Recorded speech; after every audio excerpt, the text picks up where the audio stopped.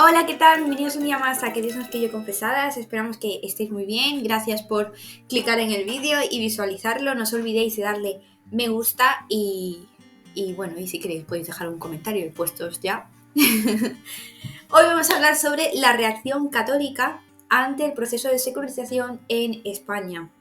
Hay una entrevista acerca del proceso de secularización en la segunda temporada en el que entrevistamos a Rafael Ruiz Andrés y lo explica súper bien. Entonces, pues, si os queréis meter un poco en contexto, pues podéis dirigiros a él antes de visualizar este vídeo. No obstante, también vamos a explicar qué es este proceso, y es verdad que es algo muy complejo de definir, pero vamos a decir que es, valga la redundancia, un proceso en el que las religiones pasan de estar en lo público a ser desplazadas en lo privado, y a su vez, de manera simultánea, también se producen una serie de transformaciones en estas, en donde los valores y las dinámicas modernas y seculares pues influencian a estas religiones. Pero bueno, luego veremos ejemplos y seguramente os va a quedar muchísimo más claro. Vale, vamos a empezar contando cómo era la relación antes de que se produjese esta ruptura que hemos podido apreciar en estos últimos años. Bueno, pues la relación antes de este proceso de secularización, o bueno, realmente el proceso de secularización se lleva gestando bastante tiempo, pero en estos últimos años sí que lo hemos notado de manera visible, esta ruptura abrupta en donde las religiones quedan relegadas al ámbito de lo privado. Pero bueno, podemos decir que antes sí que había una relación muchísimo más estrecha con el entre el Estado y el catolicismo. Por ejemplo, si ponemos la época franquista, en donde la Iglesia Católica respaldó pues al régimen franquista, y a su vez este, a modo de retribución, pues financiaba a la Iglesia para que construyese nuevas edificaciones o mantuviese la suya. También dispuso el catolicismo como religión o parte integral del plan educativo, y le dio la potestad de tener libertad a la hora de censurar obras. Pues bueno, pues ahora, debido a esa ruptura y a la modernización y a la secularización, estas han tenido que dejar pues su espacio. Bueno, no quiere decir que hayan desaparecido, pero sí que no tienen la misma relevancia que hace algunos años, antes de la democracia, por ejemplo. Entonces, en el vídeo de hoy el propósito es que vamos a hablar sobre cómo reaccionan los creyentes, los partidos políticos y las instituciones religiosas a día de hoy. Bueno, para hablar primero de los creyentes, vamos a valernos del concepto de un autor que se apellida Bayoni, no me acuerdo de su nombre, pero se apellida Bayoni, y utiliza el concepto de ciudadanía religiosa. ¿Qué quiere decir este concepto? Pues pone en relieve que todas las personas de índole religioso, da igual cual sea, pues demandan u obstaculizan políticas relacionadas con la política, con diferentes tipos de política sexual, como por ejemplo sería la educación sexual en los colegios, o también relacionadas con la vida y la muerte, podemos decir la eutanasia o el aborto. Entonces, son los dos ámbitos en donde estos agentes intentan intervenir de manera activa en la política.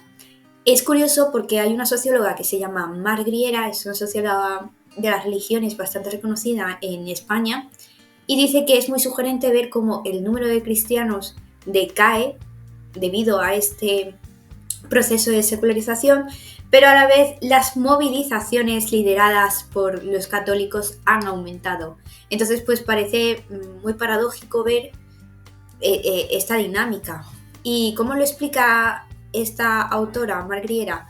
Pues lo explica a través del concepto de minorías cognitivas, que quiere decir que estas personas religiosas entienden que sus ideas ya no son las predominantes y tampoco sus valores los predominantes en la sociedad.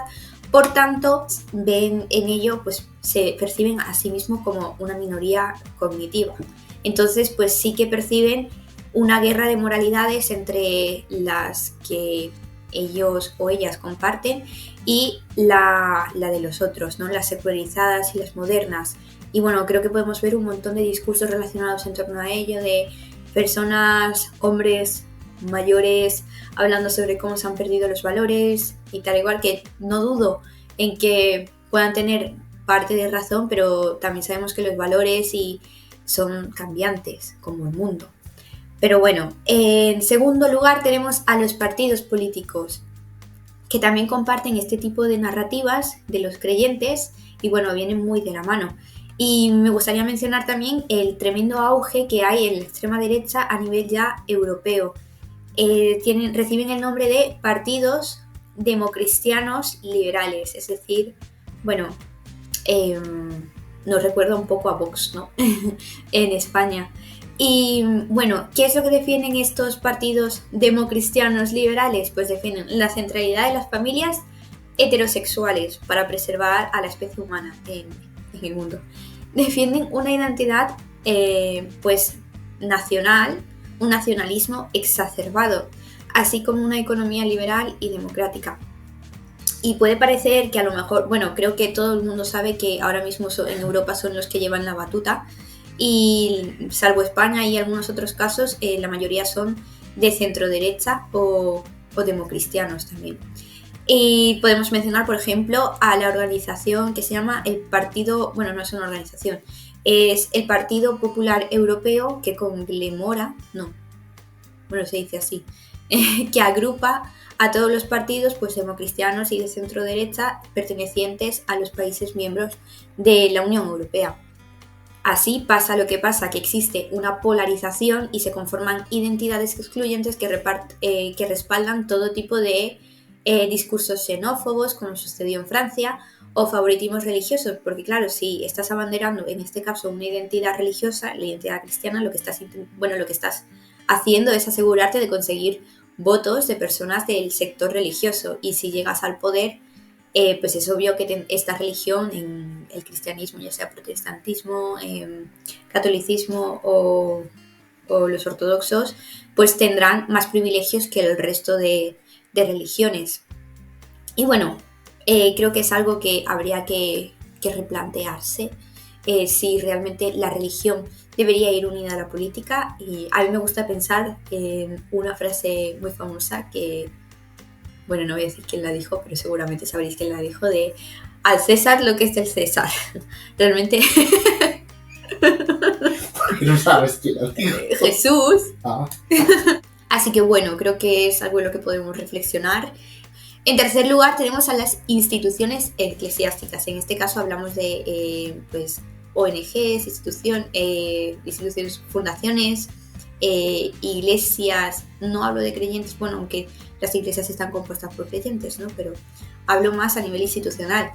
¿Y qué es lo que hacen estas personas? Pues movilizarse en lo público utilizando nuevas estrategias. Se ve ahora que hay una nueva discursividad secularizada y bueno, es normal que para sus argumentaciones, por ejemplo, citen juristas, científicos, filósofos y ya dejan de lado un poco a los argumentos teológicos que en algunos casos daban lugar al dogmatismo. Pero bueno, hemos visto que los valores de la legislación y los debates públicos son más humanistas, más filosóficos, y por tanto era necesario ese cambio y evitar caer en ese dogmatismo. Yo justo mientras leía esto pensaba en si no puedes ser con el enemigo, únete a él, que creo que es lo que han hecho.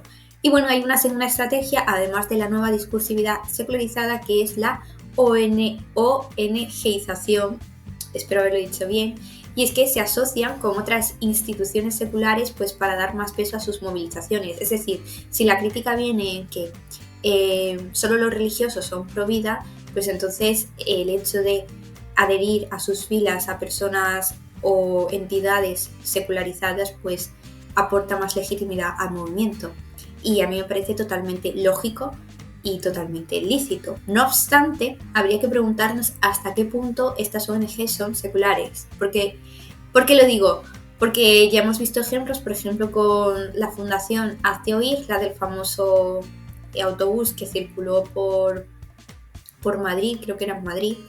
Y bueno, en sus inicios era una ONG secular, que se declaraba como secular. A día de hoy no sé si lo han cambiado, pero desde sus inicios se presentó así.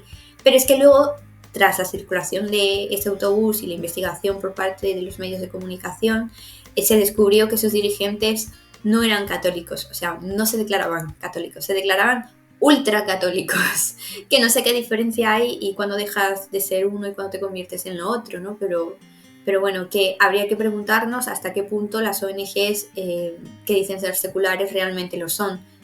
Y bueno, esas serían las dos estrategias que utilizarían las instituciones eclesiásticas. Y os quiero dejar con una pregunta final, y es que ¿creéis que la Iglesia cristiana, ya hablando a nivel europeo y hablando a nivel nacional, la Iglesia católica, recuperará esa importancia en lo público a la hora de tenerle en cuenta como un agente de cambio y de valorar sus argumentaciones políticas? No digo que ahora mismo no lo sea, pero creo que ha dejado de ser tan relevante como lo era hace unos años, lógicamente. Y probablemente, bueno, no sé qué es lo que va a pasar, pero lo que se estima es que siga perdiendo esa relevancia ante los nuevos valores y la modernidad, las nuevas expectativas de futuro, etcétera, etcétera. Así que también os quiero escuchar y, bueno, escuchar no, leer en opiniones y bueno, pues hasta aquí el vídeo de hoy. Un besito. Chao.